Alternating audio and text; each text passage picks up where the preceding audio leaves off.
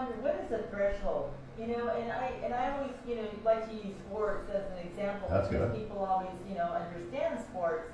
Well, in soccer, you have a soccer ball that you have to kick into the goal to score a point. That's good. In basketball, the same thing. You're saying at the free throw line, you got to throw the ball. Well, in any sort of sport, there's always something that you got to do first, and that is to take one step. Right? Whether you're kicking the ball, whether That's you're good. shooting the ball, Mm-hmm. whatever it is. In my case, I was a discus thrower.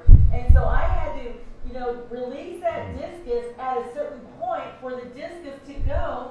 And so, if you just raise your hands up and you just start praising God and releasing it to Him, then He's going to get it. Amen. He's going to get it. He's going to bless you with more. So I just want to pray for you right now. Dear Heavenly Father, Lord, I just release that, Father God. I release it to you, Father God, that you will multiply, Father God, all the seeds that are being sown tonight, Father God. That these people will receive the word, Lord, that they will receive the seed, Father God, and it will be planted, it will be watered, Lord, on good ground, Father. And I ask you, Father God, that it will multiply, Father God, because you like to multiply it, Father. And so, Father, we just glorify you. We thank you, Lord, for the good seed that's going to get going here, Lord. I just ask you to bless each and every person, Father God, who's getting this word tonight. Give them the tonight, Father. We thank you, we glorify you. We love you, Father. Thank you, Lord. In Jesus' name we pray. Amen. Amen. And let me close with this. We're running out of time, so I'll just close it out, and you'll see us back in 2 and 2. Matthew 23:11 says, "The greatest among you is your servant." What am I saying? Why are you saying this in the midst of we are franchising with God? If we will serve not only the Lord, but each other.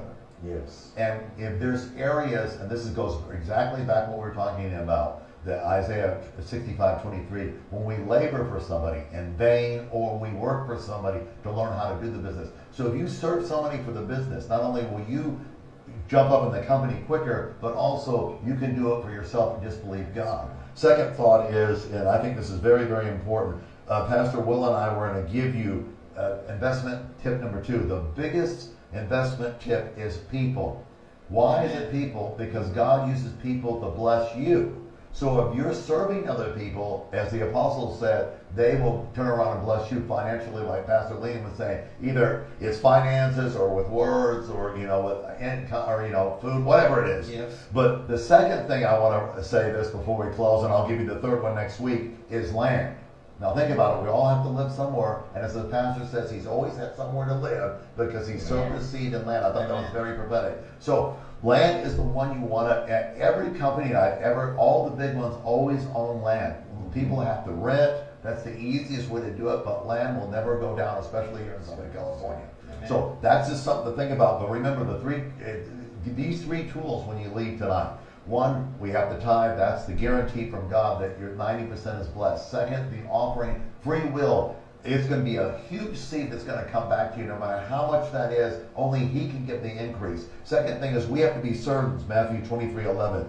The greatest will be the servants of God. So in other words, if we serve each other, that's the biggest blessing of all of us as people that are investments. That's the biggest investment. We invest in people, they'll invest in us. And the last one I have, of course, is land. But I want to say this, is you have to praise Him.